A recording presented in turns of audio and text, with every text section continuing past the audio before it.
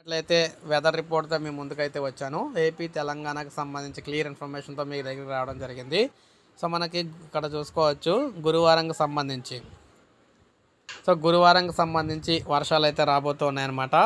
రాయలసీమ, దక్షిణ తెలంగాణలో వర్షాలు అయితే రాబోతూ ఉన్నాయి.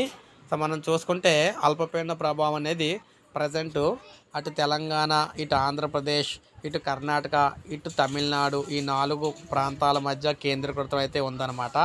ఈ 4 మధ్యలో అంటే ఈ 4 ప్రాంతాల మధ్య కేంద్రీకృతమైన అల్పపీడన ప్రభావంతో గురువారం నాడు ఆంధ్రప్రదేశ్లోని రాయలసీమ, దక్షిణ కోస్తా జిల్లాలతో పాటు తెలంగాణలోని దక్షిణ తెలంగాణ ప్రాంతాల్లో వర్షాలు అయితే రాబోతున్నాయని చెప్పేసి ఒక వాతావరణ సమాచారం. ఎలాగూ తెలంగాణ మనకి ఇక్కడ తమిళనాడు, కర్ణాటకలో కూడా వర్షాలు అయితే వస్తూ ఉన్నాయన్నమాట. దాంతోపాటు ఏపీలో, తెలంగాణలో కూడా ఈ ప్రాంతాల్లో వర్షాలు ఉన్నాయి.